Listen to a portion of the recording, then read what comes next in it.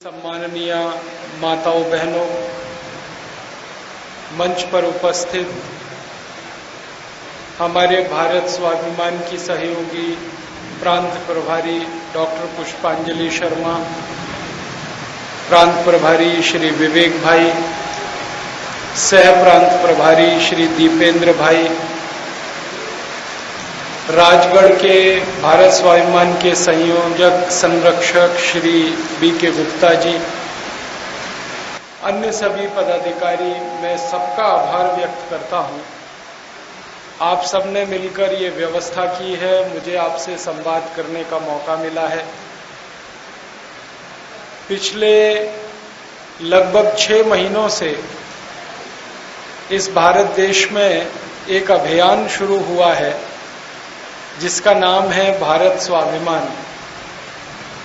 इस अभियान को हमारे देश के परम पूजनीय स्वामी रामदेव जी ने शुरू किया है।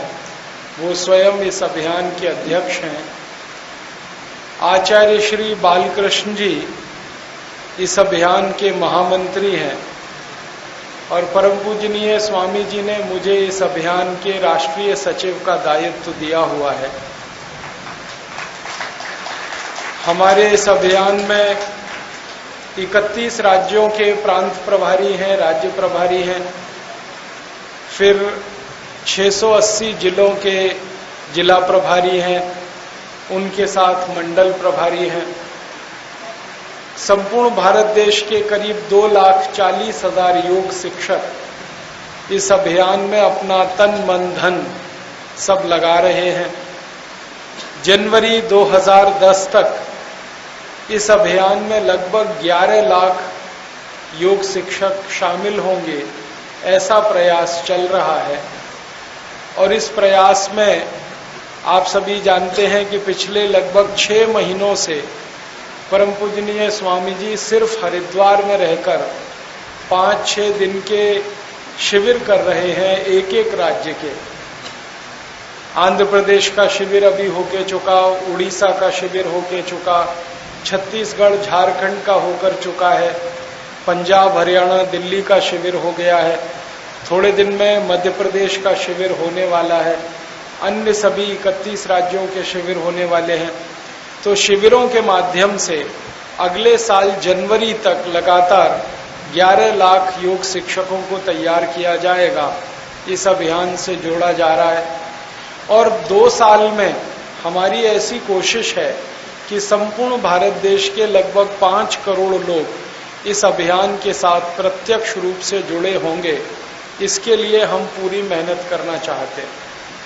आपके मन में एक सवाल आएगा कि आखिर ये इतना बड़ा अभियान और इस संगठन को क्यों बनाया? क्योंकि ये वर्तमान भारत में आजादी के बाद का शायद सबसे बड़ा संगठन होगा जिसमें 5 करोड़ कार्यकर्ता तन मन धन से समर्पित हों। इतने बड़े संगठन की जरूरत क्या है? क्यों आवश्यकता है भारत स्वाभिमान की? आप तो सभी जानते हैं कि परम पूजनीय स्वामी जी तो योग और प्राणायाम के माध्यम से भारत और दुनिया के लोगों को निरोगी बनाने के काम में लगे हुए थे। फिर उन्होंने ये भारत स्वाभिमान का काम क्यों शुरू किया? क्या जरूरत थी? ये कुछ प्रश्न हैं जिनके उत्तर देने की कोशिश मैं इस व्याख्यान के माध्यम से करूंगा। मैं मेरी बात शुरू करना चाहता हूं। अपने भारत देश को आजाद हुए करीब 62 साल हो गए, 63वां साल शुरू हो गया। आजादी के पिछले 62 वर्षों में हमारे देश के सामने कई ऐसे गंभीर प्रश्न खड़े हुए हैं जिनका समाधान करना बहुत आवश्यक है। अगर हमने उनका समाधान नहीं किया तो इस देश के अस्तित्व पर प्रश्न चिन्ह लगने की संभावना है। कभी कभी तो ऐसा लगता है कि कहीं दोबारा से हमारा देश विदेशी ताकतों का गुलाम ना हो जाए, फिर से विदेशी ताकतें हमारे देश पर कब्जा ना कर लें, ऐसा भी मन में हमारे आता रहता है। कारण बहुत स्पष्ट है। वर्तमान परिस्थिति जो इस देश की है अच्छी नहीं है। आजादी के 62 साल में जो इस देश में होना चाहिए था कुछ हो नहीं पाया, जिसका सपना हमारे क्रांतिकारियों ने देखा। हमारे शहीदों ने देश की आजादी लाने के लिए जो स्वप्न देखा, जो आदर्श उनके मन में था, उन आदर्शों के लिए, उन स्वप्नों के लिए इस देश में कुछ हो नहीं पाया। हमारे क्रांतिकारियों के आदर्श और सपनों की बात करें तो सभी क्रांतिकारी एक तरफ से, वो हिंसावादी हों या अहिंसावादी हों, वो ये चाहते थे कि आजाद होने के बाद भारत में स्वतंत्रता आए। अब ये आजाद होने के बाद स्वतंत्रता आए, इसका मतलब आजाद होने के बाद भारत में अपना तंत्र बने, स्वतंत्र बने, हमारी व्यवस्था बने, हमारा सिस्टम बने। अंग्रेजों की जो व्यवस्था है, अंग्रेजों का जो सिस्टम है, वो भारत देश से हटाया जाए और इस देश में स्वतंत्रता लाई जाए। महात्मा गांधी से जब ये पूछा गया सन 1946 में, जब अंग्रेजों ने ये घोषणा कर दी थी कि हम भारत को छोड़ देंगे, आप जानते हैं 3 जुलाई 1946 को ये घोषणा हो गई थी कि अंग्रेज भारत से चले जाएंगे। और उसके बाद अंग्रेजों के साथ भारत सरकार, माने अंतरिम भारत सरकार जो बनी, उनकी बातचीत शुरू हो गई थी कि सत्ता का हस्तांतरण किस दिन किया जाए। उस बातचीत में 15 अगस्त तय हुआ था 1947 में। 17 सितंबर 1946 को महात्मा गांधी से ब्रिटेन की कुछ अखबार के संवाददाताओं ने बातचीत की थी दिल्ली आकर, और वो गांधी जी से पूछते थे कि आजादी के बाद के भारत के बारे में आपकी क्या कल्पना है। तो महात्मा गांधी ने बहुत स्पष्ट एक उत्तर दिया था, जिसको अखबार वालों ने खूब प्रमुखता से प्रकाशित किया था। गांधी जी ने कहा कि अगर हमारे देश की आजादी के बाद भी अंग्रेज चाहें तो भारत में रह सकते हैं, लेकिन हमारे मेहमान बनकर। हम अंग्रेजों को अपने भारत देश में मेहमान बनाकर रख सकते हैं। वो चाहें तो इस देश में रहें, इस देश की आबो हवा अगर उन्हें पसंद है, इस देश की जलवायु अगर उन्हें पसंद है, इस देश में रहना उन्हें अच्छा लगता है, तो हम चाहेंगे कि वो मेहमान बनकर रहें, हमारे गेस्ट बनकर रहें। लेकिन अंग्रेजों की बनाई गई जो व्यवस्था है और अंग्रेजों की बनाई गई जो नीतियां हैं, अंग्रेजों के बनाए गए जो कानून हैं, अंग्रेजों का बनाया गया जो तंत्र है, अंग्रेजों की जो भाषा है, इसको हम 1 मिनट भी बर्दाश्त नहीं करेंगे। महात्मा गांधी के बारे में सारी दुनिया ये जानती है और कहती है कि वो कड़े शब्दों का इस्तेमाल बहुत कम करते थे, क्योंकि वो मानते थे कि कड़े शब्दों का इस्तेमाल करना बोलने की हिंसा है। इसलिए बहुत सरल सौम्य शब्दों में बात कहते थे। लेकिन उस दिन गांधी जी ने कहा कि अंग्रेजों की नीतियां, अंग्रेजों के कानून, अंग्रेजों की व्यवस्था, अंग्रेजों की शिक्षा, अंग्रेजों की न्याय पद्धति, अंग्रेजों की प्रशासन पद्धति, अंग्रेजों की शासन पद्धति, अंग्रेजों की भाषा भूषा, अंग्रेजों का भोजन, ये हम 1 मिनट भी भारत में चले इसे बर्दाश्त नहीं करें। अतः आजादी के बाद के भारत के बारे में हमारे मन में कोई दुविधा नहीं है। गांधी जी ने कहा हम भारत को स्वदेशी के रास्ते पर लेके जाएंगे, हम भारत को स्वावलंबी देश बनाएंगे, हम भारत में सच्चा स्वराज्य लाने के लिए प्रयास करेंगे, ये गांधी जी ने स्पष्ट कहा।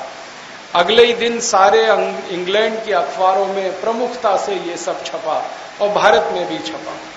मेरे पास उस समय के समाचार पत्रों की कुछ कतरनें हैं, कटिंग हैं जो संभाल के रखे हुए हैं। ये एक बात हुई। एक और जानकारी देता हूं। महात्मा गांधी से थोड़े समय पहले हमारे देश के एक अमर शहीद भगत सिंह, उन्होंने एक लंबा आलेख लिखा था जिसको वो अपना घोषणा पत्र कहा करते थे। आप जानते हैं शहीद आजम भगत सिंह, चंद्रशेखर आजाद, अशफाक उल्लाह, ठाकुर रोशन सिंह, पंडित रामप्रसाद बिस्मिल, शचीन्द्रनाथ लाहिड़ी, मनमथनाथ गुप्त, ये सब जो क्रांतिकारी थे, इनका एक समूह था और इन्होंने एक समूह बना के उसका नाम रखा हुआ था हिंदुस्तानी सोशलिस्ट रिपब्लिकन एसोसिएशन। एक संगठन बनाया था। ये संगठन बना था सन 1924 में, वाराणसी में बना था। और इस संगठन की बार बार कई सभाएं हुई थी। उस सभा में पंडित राम प्रसाद बिस्मिल को इस संगठन का अध्यक्ष चुना गया था। चंद्रशेखर आजाद इस संगठन के महासचिव थे। मनमथनाथ गुप्त इस संगठन के कोषाध्यक्ष हुआ करते थे। अशफाक उल्लाह को इस संगठन का प्रचार प्रसार का दायित्व दिया गया था। ऐसे अलग अलग जिम्मेदारी लेकर यह संगठन बना 1924 में।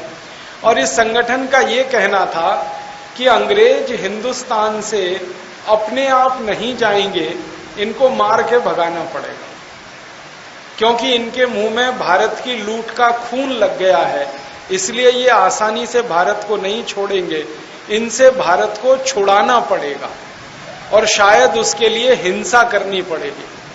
महात्मा गांधी अहिंसा के रास्ते पर चलकर देश की आजादी की बात करते थे। भगत सिंह, चंद्रशेखर आजाद, रामप्रसाद बिस्मिल जैसे क्रांतिकारी हिंसा के रास्ते पर चलकर देश को आजाद कराने की बात किया करते थे। इसी तरह हमारे देश में एक क्रांतिकारी थे, सुभाष चंद्र बोस।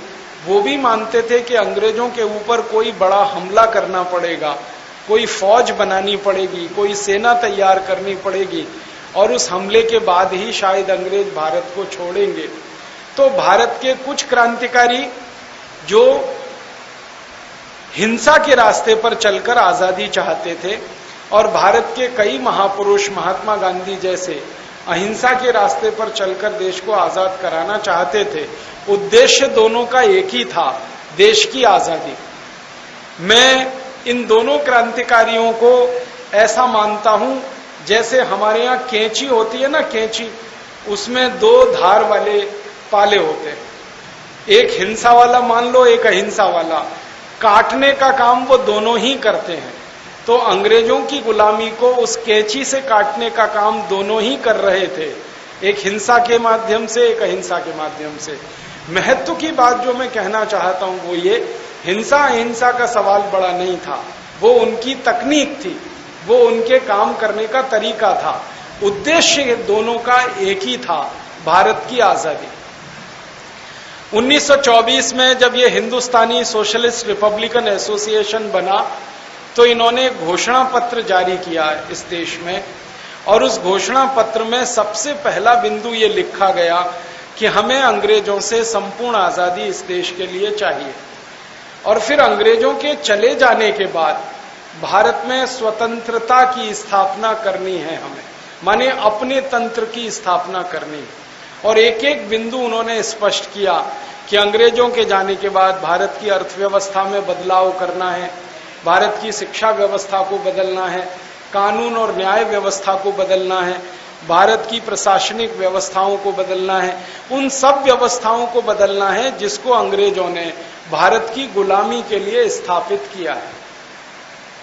तो महत्व की बात इसमें समझने की है कि दोनों ही तरह के महापुरुष और क्रांतिकारी इस देश को चाहते थे, अंग्रेजों के बाद एक ऐसा देश बनाना जिसका अपनी व्यवस्थाएं हो, अपना तंत्र हो, अपनी भाषा हो, अपनी शिक्षा हो, अपना सब कुछ हो।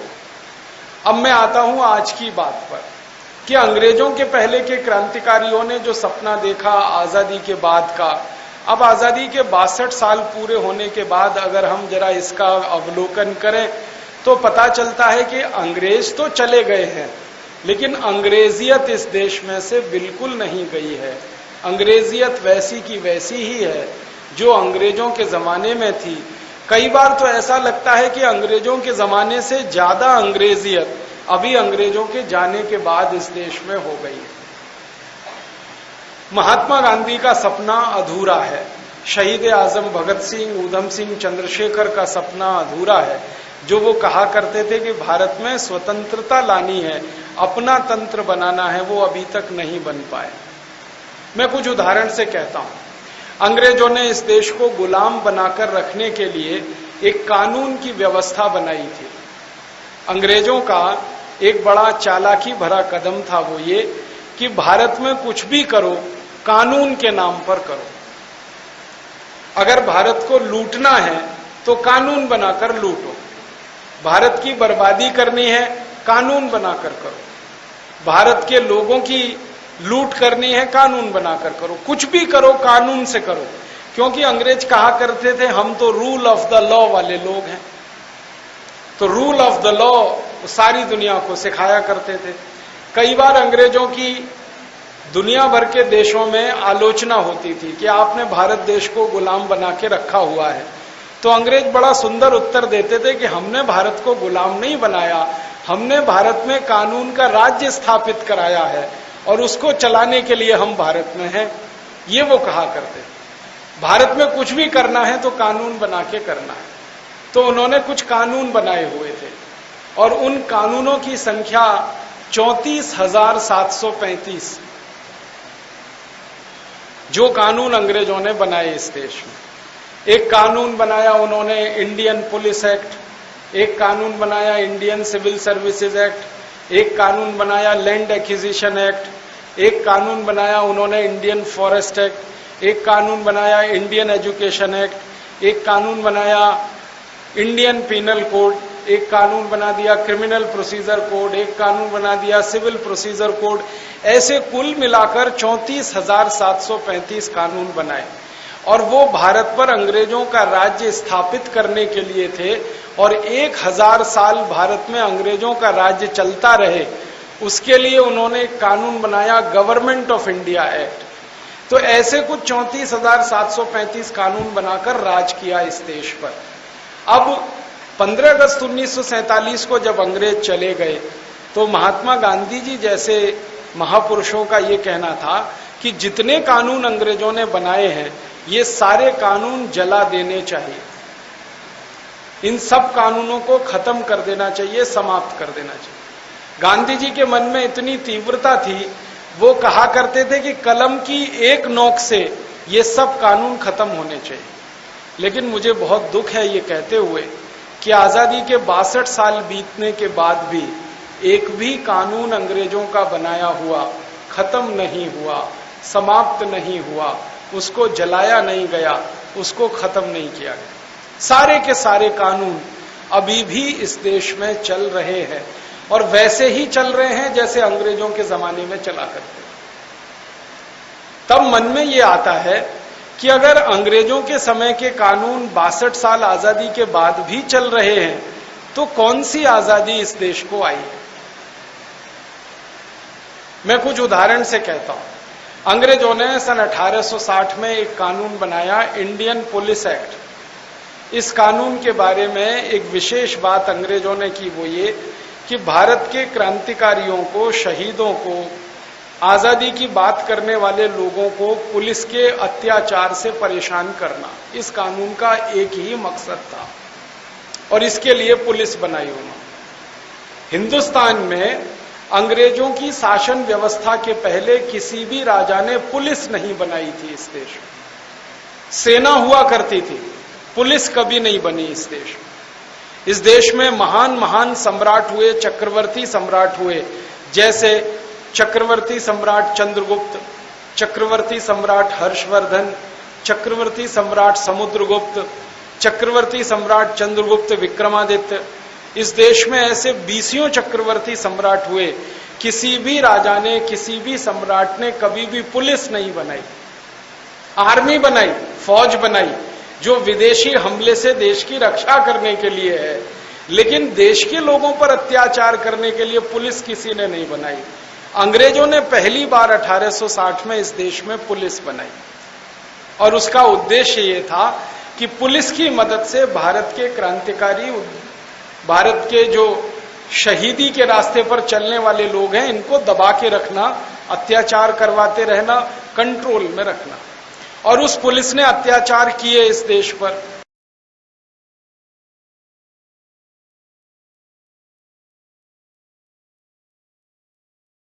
महान पुरुष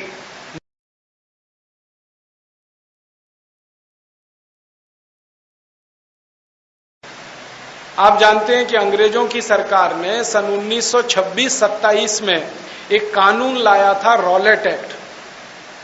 पहले इसको लाया था 1919 में, फिर जलियांवाला बाग हत्याकांड हो गया तो थोड़े दिन के लिए उसको पेंडिंग कर दिया, छोड़ दिया।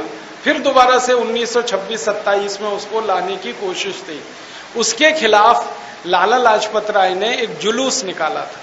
जैसे हम अभी आजकल अपने देश में कोई सरकार की नीति के खिलाफ जुलूस निकालते हैं, वैसे ही लाला लाजपत राय ने एक शांतिप्रिय तरीके से जुलूस निकाला था। उस जुलूस के ऊपर लाठीचार्ज हुआ था और लाला जी को इतनी लाठियां मारी गई थी सिर में कि उनका सिर फट गया था, ब्रेन हेमरेज हो गया था और उनकी मृत्यु हुई थी। लाला जी की मृत्यु जिस अंग्रेज अधिकारी की लाठियों के मारने से हुई उसका नाम था सैंडर्स। इस सैंडर्स नाम के अंग्रेज अधिकारी के खिलाफ शहीद आजम भगत सिंह ने एक FIR किया था, पुलिस में रिपोर्ट दर्ज कराई थी और उसके ऊपर मुकदमा चले सैंडर्स के ऊपर कि उसने बेकसूर लाला लाजपत राय को मार डाला और उसकी सजा उसे मिले। इसके लिए उन्होंने अंग्रेजी अदालत से न्याय की गुहार की थी। जब अंग्रेजी अदालत में यह मामला गया तो सैंडर्स बाइज्जत बरी हो गया, छूट गया, उसको कोई सजा नहीं हुई। कारण क्या था? अदालत में जब बहस हुई कानून के पक्ष पर तो पता चला सैंडर्स ने अपना पक्ष रखा कि मैंने लाला लाजपत राय को लाठियों से मारा क्योंकि मेरी ड्यूटी थी, मेरा कर्तव्य था और ये कर्तव्य करने के लिए मुझे अधिकार मिला है और वो अधिकार मुझे एक कानून ने दिया है और उस कानून का नाम है इंडियन पुलिस एक्ट। तो इंडियन पुलिस एक्ट कानून के अधिकार से मुझे ये मिला, मैंने लाला जी को लाठियों से मारा, अब मेरा इसमें कोई कसूर नहीं कि उनकी मृत्यु हो गई, कानून ये कहता है। तो अंग्रेज जज ने उस कानून का पक्ष लेते हुए कहा, उसने टिप्पणी भी की थी कि हम इस अदालत में न्याय कर पाए न कर पाए लेकिन कानून के आधार पर फैसला जरूर दे सकते हैं और फैसला यह है कि सैंडर्स को बाइज्जत बरी किया जाता है, क्योंकि इंडियन पुलिस एक्ट में हर पुलिस अधिकारी को राइट टू ऑफेंस है, पिटने वाले को राइट टू डिफेंस नहीं है। इसका मतलब है कि कोई पुलिस अधिकारी आपको डंडे से पीटे तो ये अधिकार है उसका, आप उसके डंडे को रोक नहीं सकते क्योंकि ये आपका अधिकार नहीं। अगर पुलिस वाला डंडे मार रहा है और आपने डंडा पकड़ा तो कानून आपके खिलाफ है, पुलिस वाले के समर्थन में है, ये व्यवस्था है। तो सैंडर्स ने दलील दी, छूट गया, वो मुकदमा नहीं चला, उसको सजा नहीं हुई। तो भगत सिंह को क्रोध आया और भगत सिंह अकेले नहीं थे जिनको क्रोध आया, चंद्रशेखर आजाद को क्रोध आया, उनके सब साथियों को क्रोध आया और इन लोगों ने एक फैसला लिया कि अंग्रेजी अदालत और कानून ने तो न्याय नहीं दिया, अब हम अपने हाथों से न्याय करेंगे। और अपने हाथों से न्याय करने के लिए उन्होंने एक संकल्प लिया और उस संकल्प की पूर्ति के लिए सैंडर्स की हत्या कर दी। शहीद आजम भगत सिंह ने सैंडर्स को गोली मारी थी, वो कहानी आप सब जानते हैं, और एक नहीं 3 गोलियां मारी थी। भगत सिंह जी को किसी ने कहा था कि आपने एक गोली मारी, इसी में मर गया था वो, तो 2 और क्यों मारी आपने?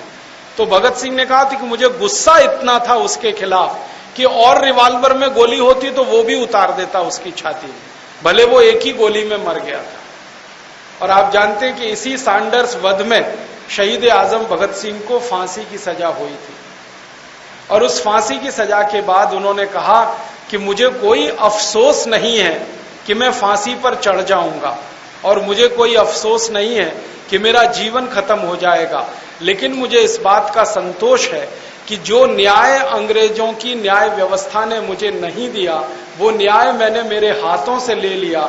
सैंडर्स का मरना जरूरी था, अगर वो जिंदा रहता तो किसी दूसरे लाला लाजपत राय को लाठियों से मारता, किसी तीसरे लाला लाजपत राय को मारता और हमारे क्रांतिवीरों पर अंग्रेजों की लाठियां पड़ती रहें और वो शहीद होते रहें, ये हमारी बर्दाश्त के बाहर है। एक बार लाहौर की जेल में जब शहीद आजम गिरफ्तार थे, भगत सिंह को रखा गया था लाहौर की जेल में, तो कई बार अखबार वाले उनको मिलने आते थे और वो अखबार वाले अक्सर उनसे पूछा करते थे कि अब आपकी इच्छा बताओ वो क्या है।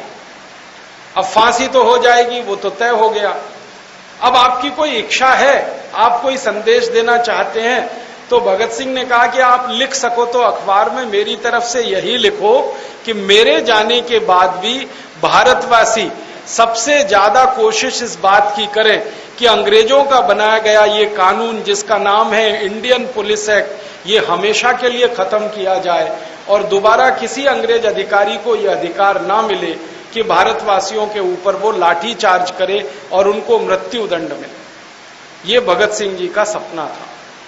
अब मैं आता हूं सन 2009 पर। शहीद आजम भगत सिंह ने जिस कानून के खिलाफ लड़ते हुए अपना बलिदान किया, जिस कानून के अत्याचार के खिलाफ लड़ते हुए अपना बलिदान किया, वो कानून इस देश की आजादी के 62 साल के बाद भी चल रहा है, उसमें कोई परिवर्तन नहीं हुआ है। 1860 का बनाया हुआ इंडियन पुलिस एक्ट 2009 में भी वैसे का वैसा ही चल रहा है। और इससे भी ज्यादा हैरानी की बात है, 1860 में अंग्रेजी पुलिस अधिकारियों को जो राइट टू ऑफेंस दिया गया था, 2009 में वो राइट टू ऑफेंस सभी अधिकारियों को आज भी है। वो चाहें तो आपके ऊपर लाठियां मार के आपका सिर फोड़ सकते हैं, टांगे तोड़ सकते हैं, आपको लहूलुहान कर सकते हैं, आपको घायल कर सकते हैं, आपकी मृत्यु का कारण बन सकते हैं। और ये रोज इस देश में होता है, हम अपनी आंखों से देखते हैं।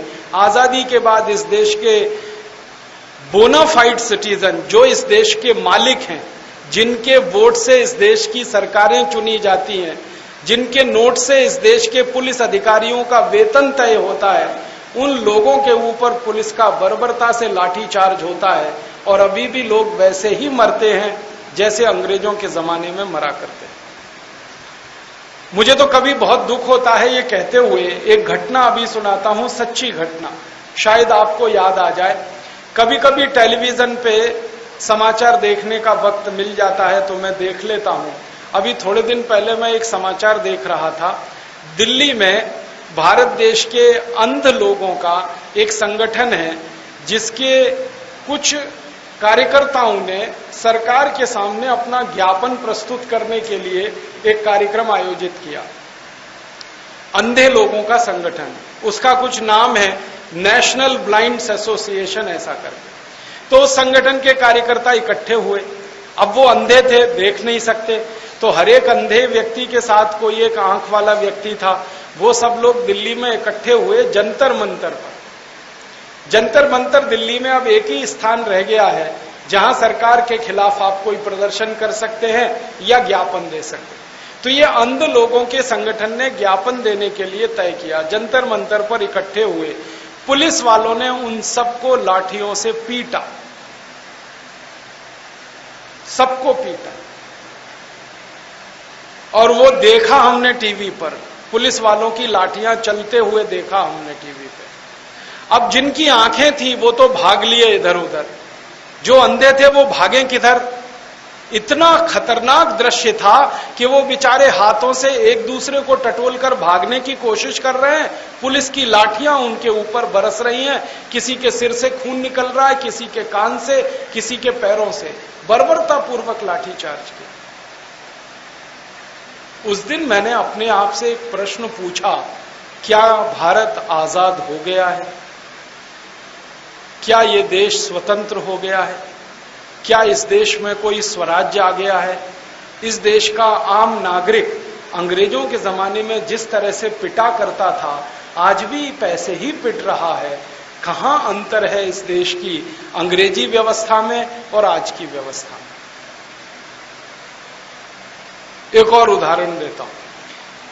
हमारे देश में कुछ ऐसे लोग हैं जो पोलियो के शिकार हैं, जिनके पांव काम नहीं करते। उनका एक संगठन है अखिल भारतीय विकलांग परिषद करके।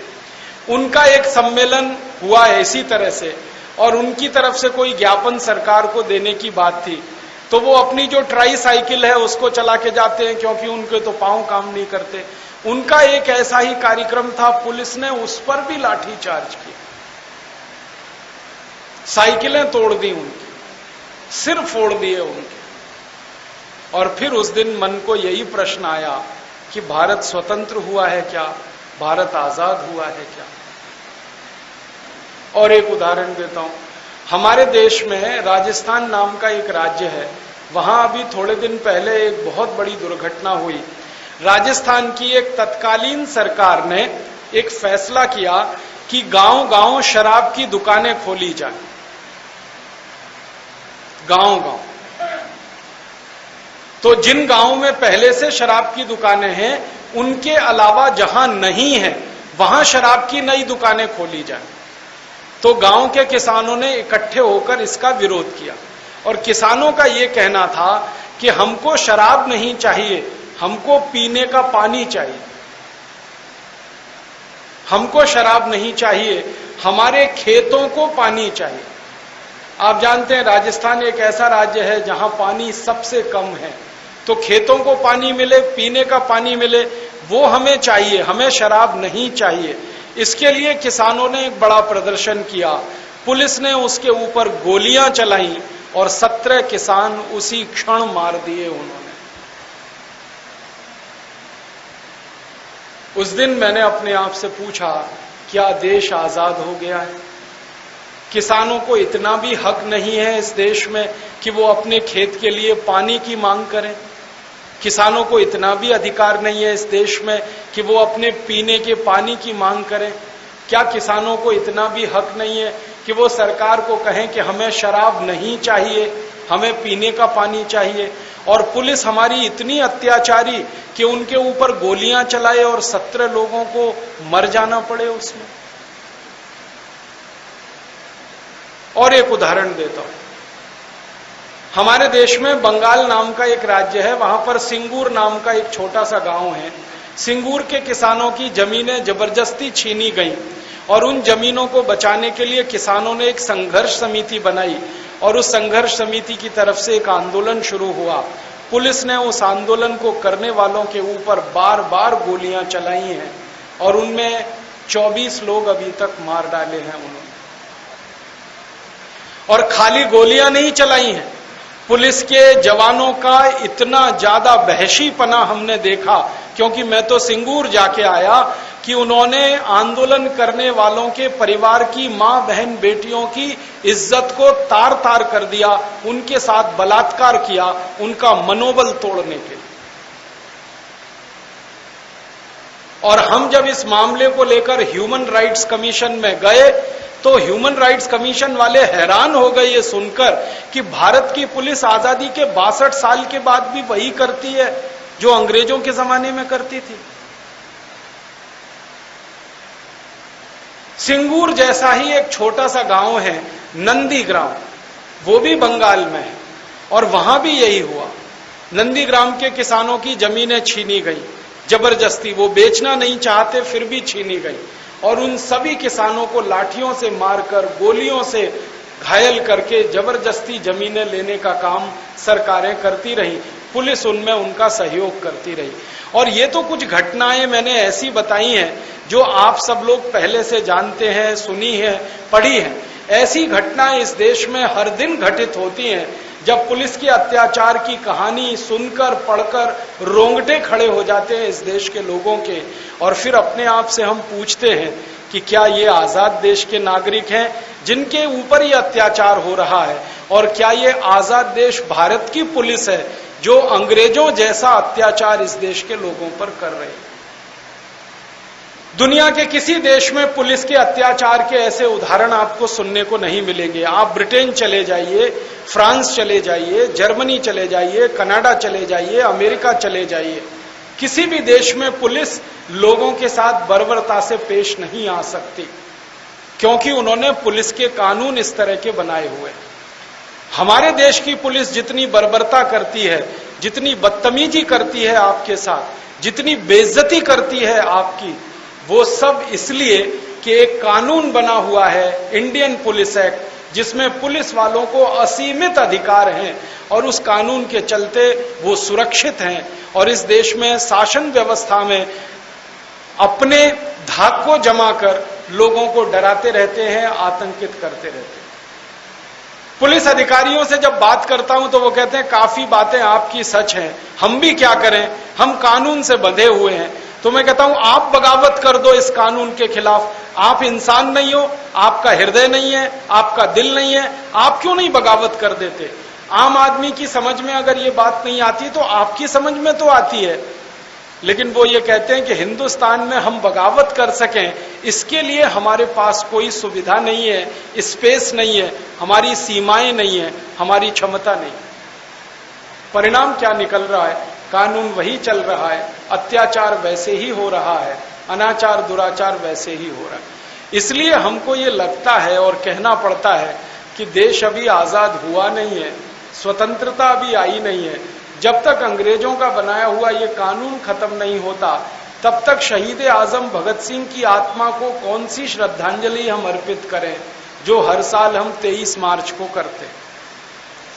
जिस कानून के खिलाफ लड़ते उन्होंने जान दी है, जिस कानून के खिलाफ लड़ते लाला लाजपत राय ने जान दी है, अगर वही कानून इस देश में चल रहा हो तो लाला जी को कौन सी श्रद्धांजलि अर्पित हम कर सकते हैं आजादी के 62 साल? ये गंभीर प्रश्न है। ऐसा ही एक और गंभीर प्रश्न है। अंग्रेजों ने हिंदुस्तान के नागरिकों को लूट करने के लिए, सारे संसाधन अपने हाथ में लेने के लिए कई कानून बनाए थे। उनमें से एक कानून है लैंड एक्विजिशन एक्ट, भूमि के अधिग्रहण का कानून। इसको अगर दूसरे शब्दों में कहें तो जमीन के छीनने का कानून। अधिग्रहण तो बहुत अच्छा शब्द है। अधिग्रहण में क्या होता है? मेरी खुशी से मैं जमीन बेचता हूं और दूसरा अपनी खुशी से उसे खरीदता है, वो अधिग्रहण होता है, जिसमें मेरी इच्छा मेरी खुशी शामिल है। जहां मेरी इच्छा और मेरी खुशी नहीं है और जबरदस्ती कोई मेरी जमीन को छीनता है, वो छीनना है, लूटना है, वो अधिग्रहण नहीं। लेकिन कानून में उसका भाषांतर ऐसे ही किया गया है, भूमि अधिग्रहण अधिनियम। अब ये कानून कभी बनाया था एक अंग्रेज ने, जिसका नाम था डलहौजी। डलहौजी एक अंग्रेज अधिकारी था, भारत में आया और उसने इस देश में वो कानून बनवाया। कानून बनाने के पीछे का उद्देश्य क्या था? भारत के किसानों से जमीनें छीनकर ईस्ट इंडिया कंपनी और अंग्रेजों की संपत्ति बनाना, ये उसका उद्देश्य था। कानून लंदन में पास हुआ, ब्रिटिश पार्लियामेंट में उस पर बहस हुई, बहस होने के बाद पास हुआ, इस देश में लागू किया गया। लागू होते ही डलहौजी ने इस कानून के आधार पर जमीनें छीनना शुरू किया। डलहौजी ने एक डायरी लिखी है अपनी, उस डायरी के कुछ पन्ने हम लोगों के हाथ में हैं। उसमें वो लिखता है कि मैं एक एक गांव में जाता था और एक मीटिंग ऑर्गेनाइज करता था। गांव के पंचायत घर पर नोटिस लगाया जाता था, गांव वालों को बुलाया जाता था और उनसे एक ही सवाल पूछा जाता था कि जो जमीनें आपके हाथ में हैं, इसका आप हमें प्रमाण पत्र दो कि ये जमीन आपकी है। कोई कागज हमें दिखाओ जिससे ये सिद्ध हो कि ये जमीन आपकी है। तो भारत के ज्यादातर किसान कहा करते थे कि हमारे यहां कागजों पर लिखकर जमीन का हस्तांतरण नहीं होता, हमारे देश में तो जमीन का हस्तांतरण परंपरा से होता है। मेरे पिताजी, उन्होंने मुझे जमीन दे दी, मैंने मेरे बेटे को दे दी, उसने अपने बेटे को दे दी, इस तरह से जमीन का हस्तांतरण हुआ करता है। तो ज्यादातर किसान ये उत्तर देते थे। तो डलहौजी कहता था आपके पास जमीन का कागज नहीं है, लिहाजा ये जमीन आपकी नहीं है, अब ये अंग्रेज सरकार की जमीन है। तो एक एक दिन में 25-25 हजार किसानों से जमीनें छीनी जाती थी। डलहौजी जितने दिन इस देश में रहा, उस डलहौजी के अपने कहे हुए शब्दों की बात मैं कह रहा हूं, वो कहता है कि अंग्रेज प्रशासन ने मेरे इस कानून की मदद से 10 करोड़ किसानों से जमीनें छीन ली। 10 करोड़ किसानों से जमीनें छीन, और 1-2 हेक्टेयर नहीं, करोड़ों हेक्टेयर जमीनें छीन, और वो सारी जमीनें अंग्रेज सरकार की संपत्ति हो गई इस कानून से, लैंड एक्विजिशन एक्ट। जमीन का मुआवजा कभी किसी किसान को नहीं दिया गया। क्यों? उन्होंने घोषणा कर दी कि ये किसान तो मालिक है ही नहीं इस जमीन के, मुआवजा इनको क्या देना है, इनके पास तो इलीगल पोजेशन था, हमने छीन लिया, अब उसको लीगलाइज कर रहे हैं हम। ये डलहौजी का तर्क था। डलहौजी क्या कहता था, किसानों के पास कागज नहीं है जमीन के, इसलिए ये इल्लीगल है, गैर कानूनी है, हम छीन रहे हैं तो इसको कानूनी बना रहे हैं, अंग्रेज सरकार की संपत्ति बना रहे हैं। परिणाम ये हुआ, इस कानून के चलते 10,000 किसान इस देश में भूमिहीन हो गए, लैंडलेस हो गए, जमीन से विहीन कर दिए गए। 10 करोड़ किसान, ये कोई छोटी संख्या नहीं है। जिस समय भारत में ये कानून लागू किया गया था, उस समय इस देश की आबादी 20 करोड़ थी। उस 20 करोड़ आबादी के आधे हिस्से को जमीन से विहीन कर दिया अंग्रेजों ने। तब मुझे समझ में आया कि हमारे देश में इतने सारे किसान भूमिहीन कैसे हैं, इनकी जमीनें कहां गई। क्योंकि अंग्रेजों के आने के पहले इस देश में कभी भी कोई किसान भूमिहीन नहीं रहा। अंग्रेजों के आने के पहले के दस्तावेज बताते हैं, हर किसान के पास कम से कम 10 एकड़ जमीन हुआ करती थी इस देश में। बिना जमीन के कोई किसान नहीं था इस देश में। अंग्रेजों ने यह कानून बनाकर करोड़ों किसानों को भूमिहीन कर दिया। अब मुझे दुख इस बात का है, अफसोस इस बात का है कि जिस तरह से डलहौजी जमीन छीनता था भारत के किसानों से, आज आजादी के 62 साल के बाद हमारी सरकार वैसे ही जमीनें छीनती है किसानों से जैसे डलहौजी छीना करता था। कानून वही है, लैंड एक्विजिशन एक्ट, और उसी कानून के आधार पर हजारों एकड़ें जमीन, लाखों एकड़ें जमीन किसानों से छीनी जाती है। सरकार उस जमीन को किसी प्राइवेट बिल्डर को बेच देती है, प्राइवेट कंपनी को बेच देती है। किसानों से जमीन छीनी जाती है तो उसकी कीमत होती है 15-20 पैसे स्क्वायर फीट, और किसी बिल्डर को बेची जाती है या बिल्डर उस जमीन को रीसेल करता है तो कीमत हो जाती है 1500 रुपए स्क्वायर फीट। आप अपने मध्य प्रदेश में जरा घूम जाइए, कितने हजार हेक्टेयर जमीन किसानों से छीनकर प्राइवेट कंपनियों को सरकार ने बेची है। कभी कभी तो ऐसा लगता है कि सरकार प्राइवेट कंपनियों के एजेंट की तरह से काम करती है। और ये मध्य प्रदेश अकेले की कहानी नहीं है, बंगाल की कहानी ये है, जहां पर सर्वहारा वर्ग की सरकार है। आप जानते हैं कम्युनिस्ट सरकार है, और विचित्र विचित्र शब्द हैं उनके।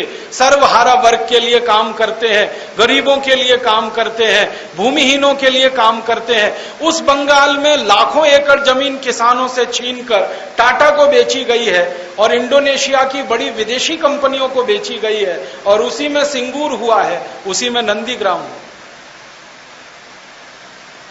कम्युनिस्टों की सरकार हो या बीजेपी की, कांग्रेस की सरकार हो या जनता दल की, सरकारें एक ही चरित्र में काम करती हैं, किसानों से जमीनें छीनना, बड़ी प्राइवेट कंपनियों को बेचना। मैं राजस्थान में बहुत दिनों तक एक आंदोलन में शामिल था। राजस्थान की सरकार ने 50,000 बीघा जमीन कुछ किसानों से छीनी अलवर जिले में, और एक शराब बेचने वाली विदेशी कंपनी को दे दी। हमने उस मामले में जब मुकदमा किया तो पता चला कि सरकार ने जनहित में ऐसा किया, जनहित में, लोगों के हित में ऐसा किया। जिस जमीन पर गेहूं पैदा होता था, चावल पैदा होता था और एक साल में 4 फसल होती थी, उस जमीन को किसानों से छीनकर शराब बेचने वाली कंपनी को देना, ये राष्ट्रीय हित है, ये जनहित है, ये सरकारों की परिभाषा है। अगर ये जनहित है तो जनद्रोह क्या होगा? ये राष्ट्रीय हित है तो राष्ट्रद्रोह किसको कहेंगे? अभी इसको तय करने की बात है। जमीन छीन ली, विदेशी कंपनी को बेच दी उन्होंने। एक बार गुजरात में एक सरकार थी, चिमन भाई पटेल उस समय मुख्यमंत्री हुआ करते थे। गुजरात में कच्छ में गांधीधाम नाम का एक शहर है। उस गांधीधाम के नजदीक में समुद्र के बीच में एक बहुत बड़ा द्वीप है, वेट, उसका नाम है सतसैडा वेट। 60,000 वर्ग फुट का, 60,000 वर्ग किलोमीटर का द्वीप है। वो पूरा द्वीप चिमन भाई पटेल ने एक अमेरिका की कारगिल कंपनी को बेच दिया, और उसकी कीमत थी 15 पैसे स्क्वायर फीट। उस मामले में जब गुजरात के हाई कोर्ट में मुकदमा किया गया, पब्लिक इंटरेस्ट पिटीशन, तो चिमन भाई पटेल ने उत्तर दिया कि जनहित में मैंने ऐसा किया, राष्ट्रहित में मैंने ऐसा किया। अब इन नेताओं का जनहित ही समझ में नहीं आता, राष्ट्रहित समझ में नहीं आता। और जब हम अदालत में खड़े हुए तो न्यायाधीश ने एक टिप्पणी की थी। उसने कहा था कि मैं आपके दर्द को समझता हूं, लेकिन मैं क्या करूं, लैंड एक्विजिशन एक्ट कानून ऐसा है जिसमें मेरे भी हाथ बंधे हुए हैं, मैं सरकार के खिलाफ फैसला नहीं दे सकता। हमने उस न्यायाधीश को पूछा क्यों नहीं दे सकते, तो उसने कहा कि भारत में एक संविधान लागू है, उस संविधान में एक 9th शेड्यूल है, और 9th शेड्यूल में जितने कानून हैं उनमें सुप्रीम कोर्ट हस्तक्षेप नहीं कर सकता, ये व्यवस्था है। और लैंड एक्विजिशन एक्ट उस 9th शेड्यूल में है, इसलिए मैं भी इसमें हस्तक्षेप नहीं कर सकता। लिहाजा जमीन अगर गई है तो आप इसके लिए राजनीतिक लड़ाई लड़ो, विधानसभा में लड़ाई लड़ो, लोगों के बीच में लड़ाई लड़ो, अदालत आपकी मदद नहीं कर सकती।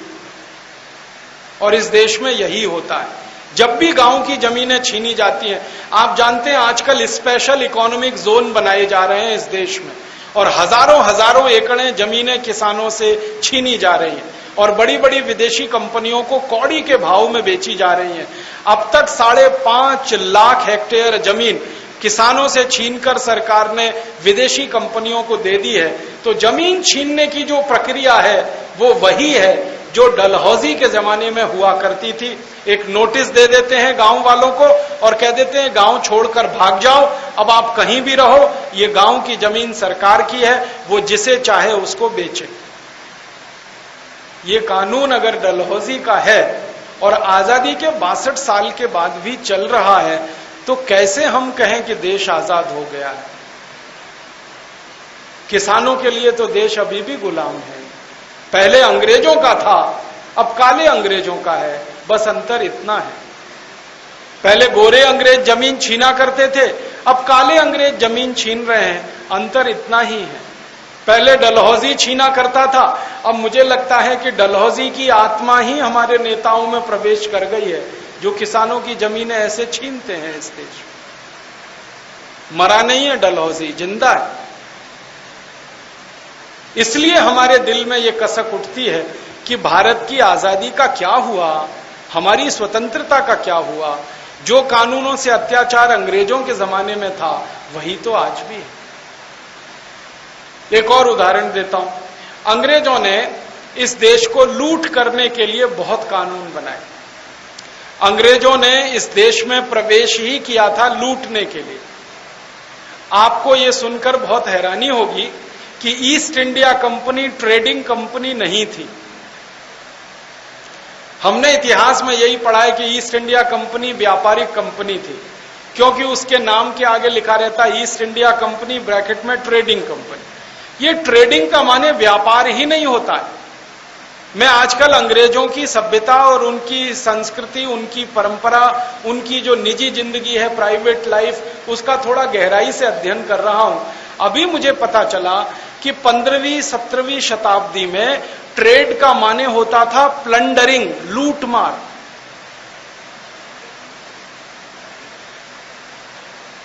हम ट्रेड का अर्थ लगाते हैं व्यापार, और उनके लिए ट्रेड का अर्थ था लूटमार। तो ईस्ट इंडिया कंपनी व्यापारिक कंपनी नहीं थी, लूटमार करने वाली कंपनी। और ईस्ट इंडिया कंपनी का इतिहास भी वैसा ही है। ईस्ट इंडिया कंपनी का गठन हुआ 16वीं शताब्दी में। जिन अंग्रेजों ने यह कंपनी बनाई थी वो सब लुटेरे थे। आपको सुनकर हैरानी होगी कि 15वीं 16वीं शताब्दी में अंग्रेजों का मुख्य व्यवसाय क्या था। जैसे भारत के बारे में कोई पूछे भारत का मुख्य व्यवसाय क्या है, आप कहेंगे खेती। फिर कोई पूछे भारत के लोगों का दूसरा मुख्य व्यवसाय क्या है, आप कहेंगे पशुपालन। फिर कोई पूछे तीसरा मुख्य व्यवसाय बताओ, तो कारीगरी, हाथ का काम। चौथा मुख्य व्यवसाय उद्योग वगैरह वगैरह। इंग्लैंड का 1000 साल तक मुख्य व्यवसाय था लूट मार। 5वीं शताब्दी से लेकर 15वीं शताब्दी तक इंग्लैंड जिंदा रहा लूट मार के दम पर। यह उनका मुख्य व्यवसाय था। आप बोलेंगे बड़ा विचित्र है, लूटना उनका मुख्य व्यवसाय था। वो इसके अलावा कुछ कर ही नहीं सकते थे, क्योंकि उनके देश में कुछ होता ही नहीं। खेती होती नहीं थी 15वीं शताब्दी तक, क्योंकि खेत नहीं थे, मिट्टी नहीं थी, खेतों में पत्थर, साल में 6-8 महीने बर्फ जमी रहती है जहां खेतों में, वहां खेती कैसे हो सकती है? मिट्टी पत्थर जैसी हो जाती है, घास का तिनका भी नहीं उगता, इसलिए खेती नहीं होती थी। अब खेती नहीं होती तो कच्चा माल नहीं हो सकता, रॉ मटेरियल तो सब खेतों से ही पैदा होता है। कच्चा माल नहीं होगा तो कारखाने नहीं लग सकते, उद्योग नहीं हो सकते। तो ना तो इंग्लैंड में उद्योग था, ना कारखाने थे, ना खेती थी, कुछ था ही नहीं। तो आप बोलेंगे खाते पीते कैसे थे? जंगलों में जाकर जो जानवर है उनको मारा करते थे, उनका मांस खा के किसी तरह से पेट भरा करते थे। ये पेट भरने का तरीका था। और कपड़े पहनने को थे नहीं, क्योंकि कपड़ा बनता नहीं था इंग्लैंड में। पहली बार कपड़ा भारतवासियों ने पहनाया उनको। वो तो चमड़ा लपेटकर जिंदा रहने वाले लोग थे, जानवरों को मार के खाते थे, चमड़ा निकलता था, उसको शरीर पर लपेट के जिंदगी बिताते थे, जैसे वनवासी और आदिवासी लोग रहते हैं। उनको कपड़ा पहनना हमने सिखाया, कपड़ा बनाना हमने सिखाया। कपड़ा बनाने के लिए रुई चाहिए, कच्चा माल, कपास, वो हमने इंग्लैंड भिजवाया। ये तो सब भारत से आने के बाद उन्होंने किया। तो उनके यहां तो कुछ था नहीं। एक ही काम था उनके पास कि इंग्लैंड के नजदीक में समुद्र है, उस समुद्र के रास्ते से जो पानी के जहाज व्यापार के लिए जाया करते थे, उन जहाजों की लूट मार अंग्रेज किया करते थे। और इन जहाजों की लूटमार करने के लिए ईस्ट इंडिया कंपनी बनी थी। और कई बार वो ऐसे जहाजों को लूटा करते थे जो भारत से जाया करते थे, क्योंकि भारत का व्यापार उन दिनों में बहुत ज्यादा चलता था अफ्रीका के साथ। तो भारत के सभी जहाज उस रास्ते से जाते थे। तो भारत के जहाजों को जब लूटते थे तो बड़ी संपत्ति मिलती थी। तो उनको ये हैरानी होती थी, ये आते कहां से हैं जहाज इतनी संपत्ति लेकर। तब भारत के बारे में उन्हें पता चला था। तब वो ईस्ट इंडिया कंपनी ने अंग्रेजों के राजा को एक एप्लीकेशन दिया था कि हमको भारत लूटने के लिए एक अधिकार पत्र दे दो। लिटरली भारत को लूटने का अधिकार पत्र उन्होंने मांगा था अंग्रेज राजा से। तो अंग्रेजों के राजा ने कहा ठीक है, आप तो भारत को लूटोगे, हमें क्या मिलेगा? तो उन्होंने कहा जो लूटेंगे उसका एक हिस्सा राजा को भी मिलेगा। तो राजा ने इस आधार पर एक अधिकार पत्र दिया था कि जाओ तुम भारत की लूट करो। उसको लेकर ईस्ट इंडिया कंपनी भारत में आई थी, लूटने के लिए आई थी। लुटेरे लोग थे, कोई व्यापारी लोग नहीं थे। व्यापारी तो कुछ खरीदता है, कुछ बेचता है। लुटेरे के पास खरीदने के लिए कुछ नहीं होता, बेचने के लिए कुछ नहीं होता, वो तो छीन झपट के लेके जाता है।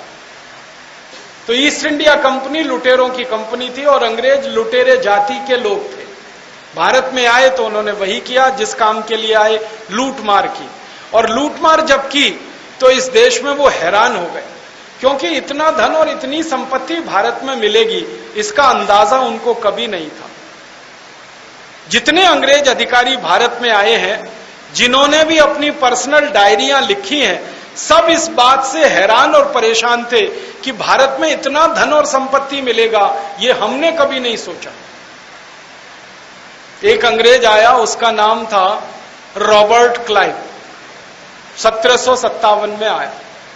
उसने कलकत्ता को लूटा था प्लासी के युद्ध के बाद। और जब कलकत्ते को लूटा तो उसका धन संपत्ति लंदन ले जाना उसने शुरू किया। 7 साल उसने कलकत्ता लूटा। 7 साल के बाद वो वापस लंदन चला गया। जब ब्रिटिश पार्लियामेंट में उसको पूछा गया कि तुम भारत गए थे तो क्या लूट कर लाए, तो उसने कहा कि भारत के एक राज्य के, एक शहर के, एक मोहल्ले को लूटा है मैंने। एक राज्य पूरा बंगाल, उसका एक शहर कलकत्ता और उसका एक मोहल्ला, उतना ही लूट पाया है मैंने। भारत को लूटना हो तो मेरे जैसे हजारों अधिकारियों को 1000 साल भारत में रहना पड़ेगा, तब हम लूट पाएंगे। ये उसने ब्रिटिश पार्लियामेंट में जवाब दिया। तो उस समय का जो प्राइम मिनिस्टर था उसने पूछा रॉबर्ट क्लाइव से कि तुम जो लूट कर लाए हो वो धन कितना है? तो उसने कहा मैंने गिना नहीं। तो अंदाजा बताओ। तो उसने कहा अंदाजा अगर आप लगाना चाहते हैं तो ऐसे लगाओ कि कलकत्ता से लूटा हुआ धन लंदन लाने के लिए मुझे पानी के 900 जहाज लगे, 900 शिप्स, नाव नहीं जहाज। और फिर उसको पूछा जा रहा है एक जहाज में कितना माल आता है, तो उसने कहा रफली 70 मीट्रिक टन। उस जमाने के जो जहाज होते थे 60-70 मीट्रिक टन सामान लेके जाते थे। आज के जहाजों में तो 2500, 3000, 4000 मीट्रिक टन भी सामान जाता है, लेकिन अंग्रेज जब आए थे तो 60-70 मीट्रिक टन का माल ले जाने वाला जहाज था। अब एक जहाज 70,000 किलोग्राम माल ले जाता है। ऐसे 900 पानी के जहाज भर के रॉबर्ट क्लाइव यहां से सोने के सिक्के लेके गया, चांदी के सिक्के लेके गया, हीरे जवाहरात लेके गया, मोती पन्ना माणिक लेके गया। क्या लूट मचाई उसने, अंदाजा आप लगा सकते। फिर ब्रिटिश पार्लियामेंट में उसको पूछा गया कि तुम जो लूट के लाए हो इसका मूल्य कितना है। तो ये बात है 1763 की, 1763 की। उस समय वो कहता है कि रफली 1000 million sterling pound, 1000 million sterling pound, 1000 million माने 10 लाख, तो 1000 गुणा 10 लाख स्टर्लिंग पाउंड, इतना वो लूट के ले गया।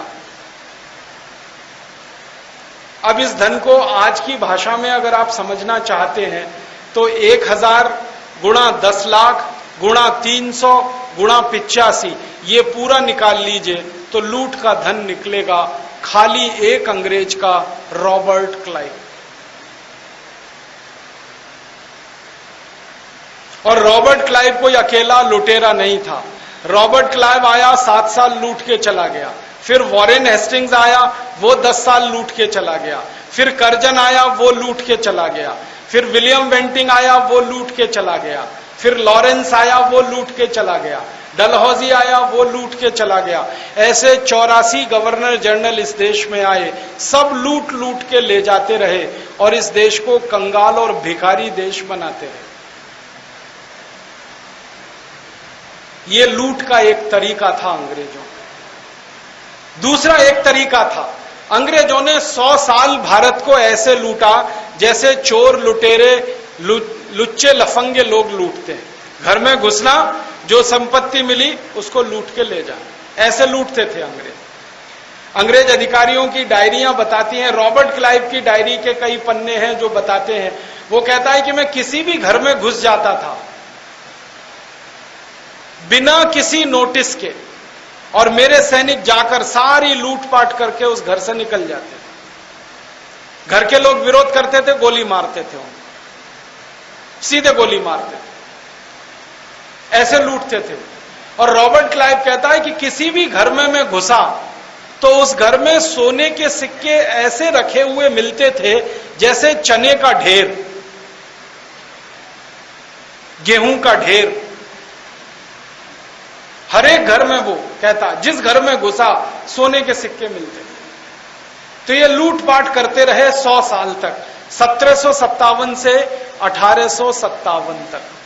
फिर उसके बाद अंग्रेजों की कंपनी का राज खत्म हो गया और ब्रिटिश पार्लियामेंट का शासन शुरू हो गया इस देश में।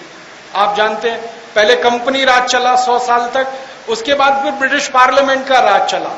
ब्रिटिश पार्लियामेंट ने लूटने का तरीका बदल दिया। क्या किया? उन्होंने कानून बना दिया लूटने का। उसके पहले के अंग्रेज अधिकारी तो ऐसे ही लूटते थे बिना कानून के, उन्होंने फिर कानून बना दिया। और वो कानून क्या बना दिया? उन्होंने कहा कि भारतवासियों से पैसे ही लेने हैं तो उस तरीके से लो ना, सारी दुनिया में बदनामी भी नहीं होगी और लूट का धन भी हमारे पास आता रहेगा।